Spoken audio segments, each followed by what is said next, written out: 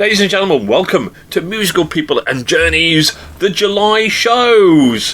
When I say shows, let me explain how we would normally do things. Normally, we review about 12 albums over 2 shows, and we do it in a festival style. So, the opening act right through to the kind of headline act, and then myself and my team, we just review or give our personal ratings out of 5. However, what this show is about to do is an edited version of that, of a single album review. So if you just want to listen to a single album review out of the 6, you're just interested in doing one rather than to listen to the Who show, then here's your opportunity. I hope you enjoy it. As I say, it is edited, so therefore there's going to be references to maybe things that were said earlier, and if that intrigues you and you want to listen to the Who show, it's all up on our YouTube channel, so please like and subscribe as well. That would be amazing if you could like and subscribe just to make us feel good. That would be fantastic. I hope you enjoy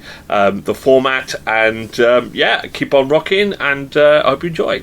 So our headline act, can we manage to defeat, to follow our Hall of Fame, new Hall of Fame with Civil War and Invaders? Well, our ultimate act is Coheed and Cumbria, and the album is Vaxis Act 2. Trish, I'm going to start with you on this one.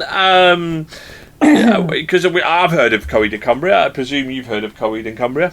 Yeah, I've listened to one of their albums before. So Vaxis Act 2 is an elaborate concept album on an ongoing sci-fi storyline now spanning 9 of their 10 studio albums. The Liars Club and A Disappearing Act. Pure pop punk. The first 2/3 of the album are consistently bangers, but its closing 3 songs, I don't know, seemed to let it down for me. It didn't give me anything, and I then lost interest in it. It was okay. It sets the stage for the next chapter, but I don't know whether I want to listen to the next chapter. Oh, so Will, from the very heights then of power metal, what did Coheed and Cumbria do anything for you? Yeah, I mean, I know that Nathan's recommended this album a few times, and some of their stuff's been pretty good, but was this your cup of tea?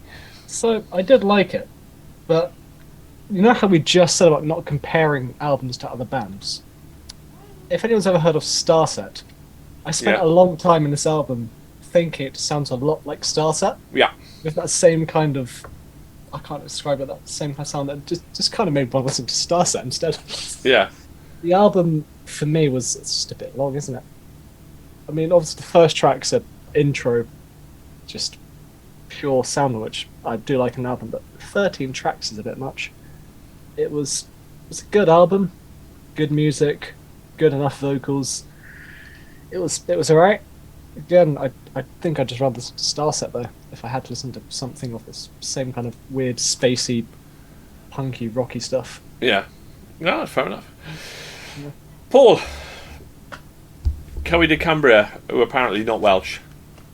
They're not Welsh. They're a band from New York.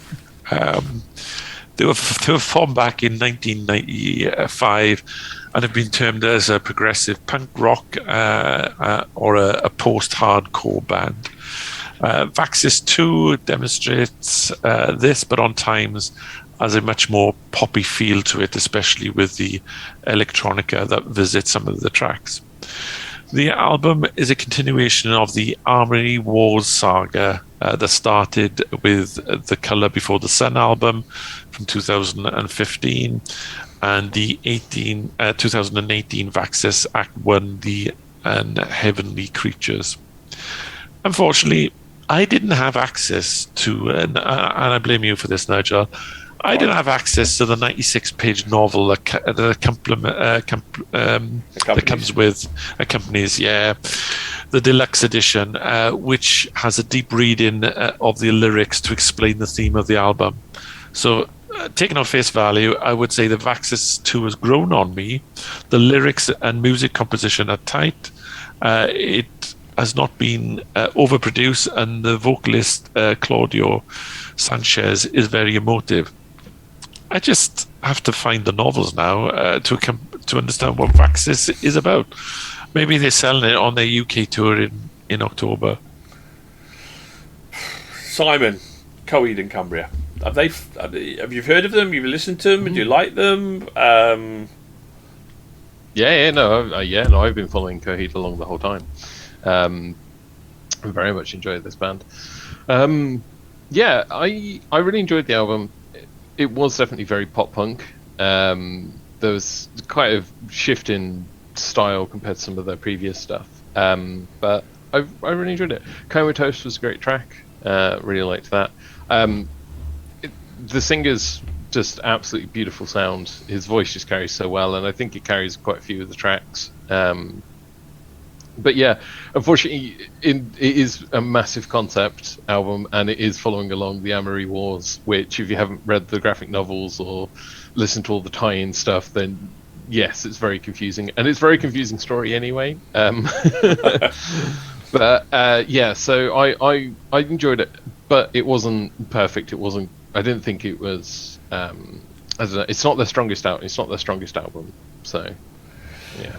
My inside man on Coheed and Cumbria, who has probably read everything to do with them, which is Nathan, of course, tells me that they normally do a really bad album and then a really good album, and they kind of alternate. You're right. I wouldn't necessarily say this was punk, but incredibly pop influenced. Incredibly pop. I even wrote down, if Pet Shop Boys did rock, this would be their album. And there was one moment, I think, in Liars Club where he keeps repeating, "Annie, are you okay?" And I'm going, Jesus, I changed the music a little bit, and this is Michael Jackson. So incredibly pop influence, and therefore, I kind of like it mixed up. What I like from an album is to rather than mix genres within an actual song, to mix the songs up a little bit and kind of bring different types of music to the table per song. I think what they were trying to do here is mix that up within the actual song itself, and it kind of got lost a little bit. And you're right, if you don't, we talked about concept albums in the past, and if you don't do your research, or some sort of, even a small bit of narration to set the kind of scene for you to kind of get into that world, it's very, very difficult to follow lyrically then as well. But I didn't have a clue it was a concept album, and therefore it just kind of got lost on me entirely. So it was okay. It was just okay. It wasn't. You're right. There were certain magical moments, like his voice and the comatose, and there are certain moments musically as well where the album gets carried, but it does outstay its welcome, and it does get lost in kind of this kind of, well, is it a poppy kind of rock album? Is it pop? Is it punk pop rock? It just kind of gets a little bit lost in its direction, I think. And yeah, you're absolutely right. So but anyway, so Pet Shop Boys does rock. This is the album that they would make. It would be my final analysis on that. So. Right, well, let's find out whether it's going to hit our Hall of Fame or not then. Will? I like it less knowing that there's comics and books that explain what's actually going on. Because if it's a concept album, the album should be able to tell the story on its own rather than needing books and things to explain everything else, which has rather soured my opinion even more to this. So I'm going down from a 3 to a 2.5. No, it's only half a jump, but it's no. Well, it really annoys me when people do that. They can't write a good enough story in that; they have to supplement it with other things. It's lazy. It's interesting. I had this debate with Dave on an album a couple of months ago as to what.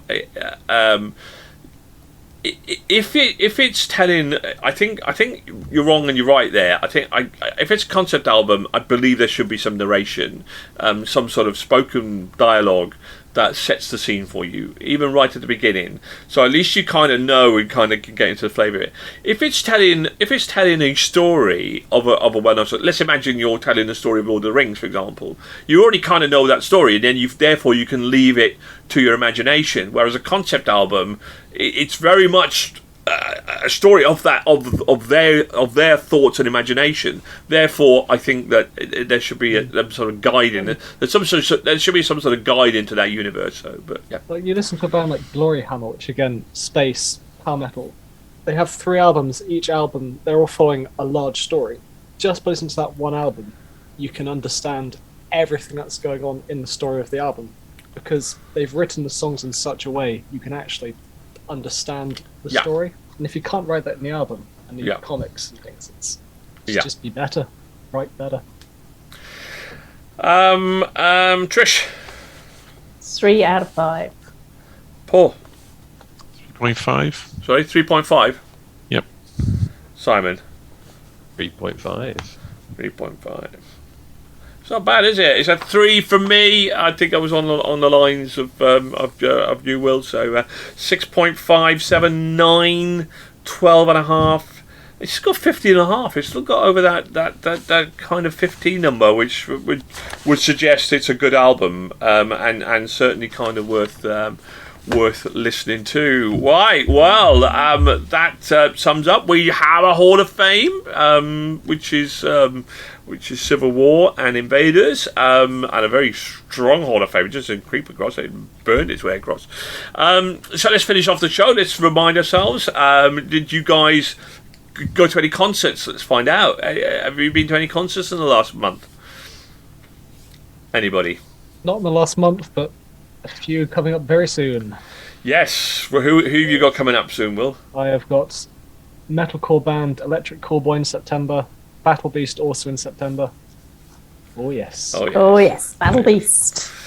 So, good news. I've been waiting for some action on Download, and Sky Arts have just released a 2-part highlights of Download, which I was watching last night. So that's well worth a watch. I've been really starved of that. It's been really annoying me, and I was watching Ball Beat and that sort of stuff as well. And I haven't watched both of them yet, but I tell you what, it was a Welsh band I really like called Skin Red, which I thoroughly enjoyed their performance. I thought they were fantastic. So it's really cool. Well worth a watch on that one. So Sky Arts and the Download highlights were pretty cool. So okay, well, thank you very much for joining us, and thank you for for all your efforts, everybody, and hopefully you all come back next month. Most definitely. Yeah. Oh yeah, we've got a really interesting lineup next month, haven't we? A bit more varied. So there we go. Right. Well, thank you very much, guys, for joining me, and keep on rocking, keep safe, and we will see you next month as we continue our musical journey. Bye. Bye. Bye. Bye.